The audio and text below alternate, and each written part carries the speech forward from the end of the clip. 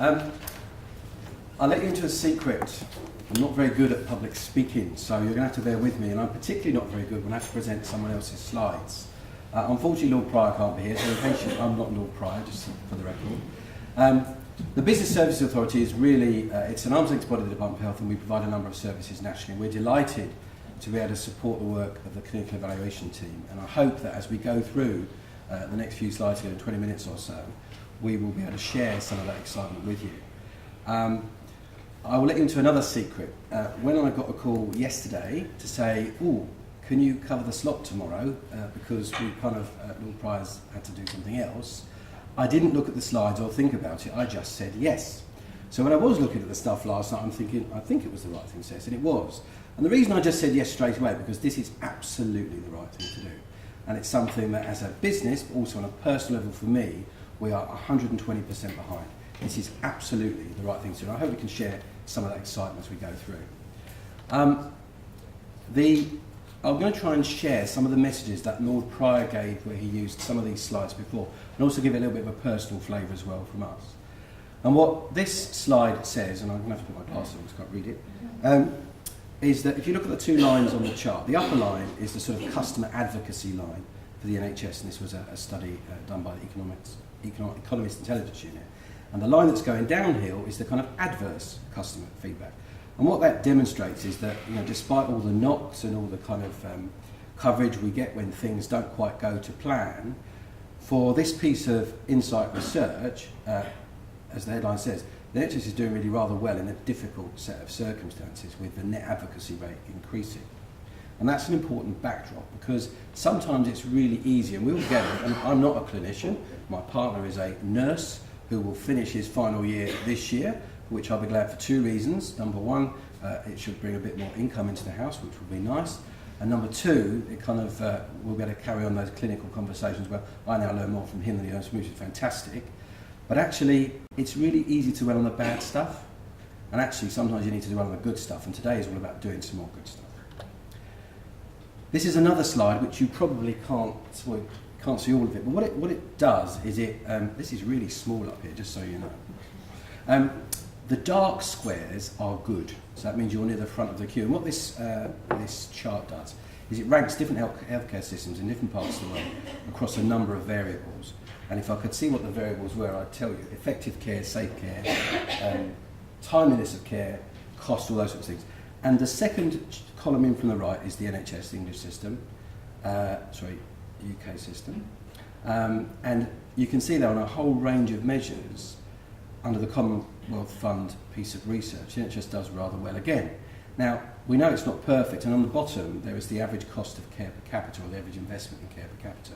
And what that shows there is that across that range of different countries, the NHS actually spends towards the lower end, that's what the facts say, in terms of health expenditure per capita, but nonetheless it scores highly on that range of measures. And I think when you are faced with some of the headlines around £22 billion gaps and all the rest of it, which are really important things to address, they have to, and things that go perhaps not 100% well because we treat so many patients in the NHS, but actually it's important, it goes well a lot of the time, and it is really good. And actually, having worked in other organisations that are international and looking at other healthcare systems globally myself, I can say from first-hand experience, going to countries like Australia, New Zealand, even in the States actually in particular, that actually the NHS is still in many parts, you know, the envy of many healthcare systems elsewhere on the planet. And I think it's important to remind ourselves of that when we think about what we're going to get into today. However, we have got the challenges we've got, and therefore it is right and it is appropriate that we should have to think about doing some things differently. We can't change the current reality of the increases in demand. We can't change the current reality of funding challenges that we have as a nation and as a healthcare system. And therefore, I think it's right, and what Lord Pryor said about this slide is that the model, we've been talking about it since 2000, so for 15 years, and you can quote me on this because I've got it from YouTube, what Lord Pryor said was for 15 years we've been talking about the need for change, and kind of the time is now, because actually now we need to get on with this change. And we will know from the work that is being led nationally around sustainability and transformation plans. We're starting to look at the system in a slightly different way. started to try and put some real energy under reconfiguring the system in a way which is even more patient-centric and making sure the investment goes into the right bits of the system. And the quote on the sort of lower half is in Simon Stevens' team's 5-year forward view, where it's just emphasising the point that the whole nature of how care is delivered, the whole setup of the system needs to change, and we all know that that is kind of got an overrider of financial challenges that we've got to find a way of meeting because we want to look after patients and we need to keep more people well. What this chart shows, and I haven't got a clue how I'm doing on time, and I can't see the clock because it's a very bright light, so someone will kick me from here, I think, if I'm going over that. I think that's the plan. So what this chart shows is kind of where the money's gone since 2000 in terms of the shape of the investment. And the line that goes uphill is NHS, just move it that way, yeah, it's NHS secondary care spending, I think, and primary care spending on it. So you can see most of the money in relative terms has gone into secondary care, and then the arrows going up also emphasise that point. So it's easy for me to read that, so bear with me. So the growth in consultant numbers over that period is 82%, yet the growth in GP numbers is 22%. If we overlay that on what we're learning and understanding from some of the sustainability and transformation plan work, there is massive dialogue in all parts of the country around the need to change the balance of where care happens, effectively to try and keep as many patients well outside hospital as is possible. So I think for me, when I looked at that particular chart and thought about what those numbers meant, it really underscores the point, if we carry on doing what we've done, it's not going to kind of get to the end that we want, so things will have to change. And I think the arrows on the bottom, I'm not going to go into them, are some things that have happened that have almost contributed to that momentum that we've got, and there's some of the headwinds underneath, which I think we're all familiar with. In Lord Carter's report, the £5 billion opportunity that was identified was across a range of dimensions. And at the top, 2 billion of the 5 billion is around optimisation of clinical workforce, but there's some other significant opportunities as well, estates and facilities, procurement and other. And the thing I particularly like about the Carter team's work is that it's just good common sense, and it's very well structured, and actually the art of removing or reducing unwarranted variation is for all healthcare systems globally the thing you have to do, not only to make the system as efficient as possible financially, but actually more importantly than that, to make it safer for patients and better for patients in terms of clinical outcomes. And in a moment, and I'm hoping it might be the next slide, it's not, in a moment we will look at some examples of where unwarranted variation has been removed in care delivery and just the scale of the impact that can have on patient care and patient safety. And we will hear through the morning how the work of the clinical evaluation team is all about patient care, patient safety, quality, not just value. And actually if you get the quality right and you get the standardisation right and you reduce the kind of variation to what is warranted variation rather than unwarranted, kind of, not totally, but the kind of money almost looks after itself. And I'm really pleased that's really the whole ethos and mindset of the clinical evaluation work that Mandy and the team have been leading. When I watched the YouTube video of Lord Pryor doing a similar speech, I did cheat, I checked, I did my homework, at an event a few weeks ago. What Lord Pryor was saying on this slide, that a number of levers have been tried, in the upper part of the slide, to try and kind of make the changes that need to happen in the system. So we've had lots of targets for waiting times and things like that, and people will have their own views around targets, and we're not going to debate that today. Some people think they're great, some people less so. It doesn't matter, that's what we've had. Decentralisation with foundation trusts and CCGs, and again, there are pros and cons of whatever solution you put up with, and for as many arguments you make for something, there will always be some very good arguments to have an alternative approach. Performance management, choice through choosing book, competition, the market's working, the market's not working, you hear it every which way according to who you talk to, and regulation through CQC and monitor, and now NHS improvement. So lots of things have been tried, and the thing that needs to pervade all of those things really is this focus on unwarranted variation, exposing it, and then actually getting the culture right across the system where people want to do stuff about it. I remember Una O'Brien said before she left the Department of Health, when she was permanent secretary, we were running a big, we still are running a big savings program on something. And one thing she said to us was, you know, Stephen, she said big numbers are made up of a lot of small numbers, and you know it's obvious, isn't it? But sometimes it stops you in the tracks you think. And dealing with unwarranted variation is the same. The appetite and desire to address unwarranted variation is going to be most effective if there's lots and lots of people wanting to make lots and lots of relatively small changes to improve the performance of the system for patients and ultimately for the taxpayer as well. So the whole point about focusing on things like the clinical evaluation team are doing, we're starting to sort of get some clinically appropriate products on a list so the procurement people can then take that approved or appropriate list and do clever stuff with it to get better value for money on that approved list. It's again about standardisation and removing the kind of extremes of unwarranted variation. And key to all of it, of course, is clinical engagement. And the further up the scale we go in terms of complexity or the clinical complexity of different products, the harder that becomes. You know, people have spent tens of years in their profession. They have spent a very long time, a lot of money, a lot of emotion training to be the consummate professional that they are.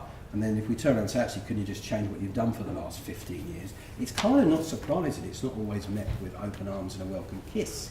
So it's really important that actually we take all of our colleagues, whether we are clinicians or not, on that journey so we get real kind of deep-rooted clinical engagement to what we're doing. And the work that Mandy and the team have done through the clinical evaluation team is just phenomenal in starting that social movement, as Mandy calls it, and she's right, about that kind of positive energy in the system to really get people focused on making lots and lots and lots of jolly sensible decisions that work for clinical outcomes and also work for the bottom line. This is the slide I was referring to earlier where I think there's an error on the left-hand side. I think it should say 50% at the top rather than 0%.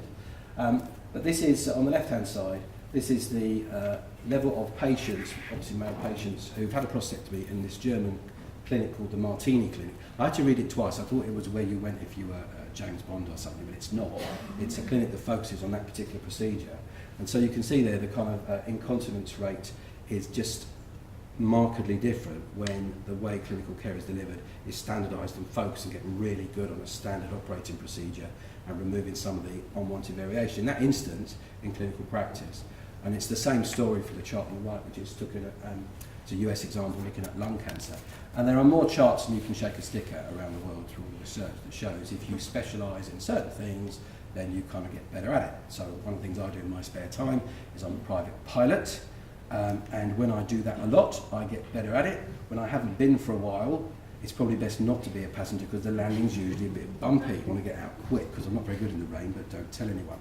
So the more you do it, the more you practice, the more standardised you become, obviously, the better the clinical outcome for patients. And that ties in exactly with the work that Mandy and the team are leading, where we're trying to standardise and consolidate into a sensible range of products and consumables that clinicians can use and be happy to use, that will then give the procurement guys a really great opportunity to get better value for the NHS. Now, please do not ask me to explain this chart, because I looked at it for about 20 minutes last night. What I do know is it's representative of different prosthesis charges across different hospitals.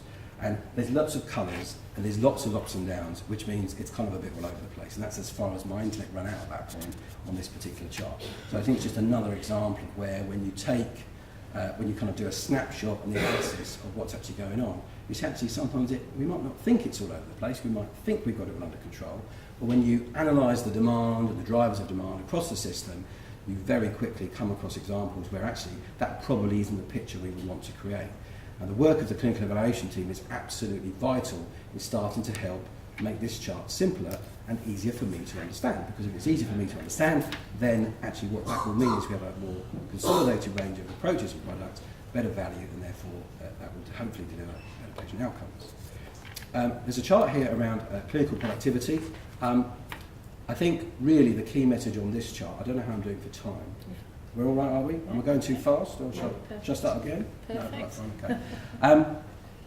On this one, on clinical productivity, this is really just making a point. You know, sometimes it can feel like money's a dirty word, and it's not. You know, and it is important because if we get the money right, or if we're able to invest the money as wisely as we possibly can, then that too will lead to improved patient outcomes. We'll have more money to keep more people well, and the example here, which I've actually got people's names on it, I'm not sure if they were made up or real, I'm certainly not going to quote them, is that when clinicians see kind of where they fare in terms of their clinical performance versus their peer group, I spent a lot of time in my life in previous roles working with medical consultants, and those guys are really interested in this stuff because they really want to be good among their peer group. It's a very thing about personal pride and delivering great patient care.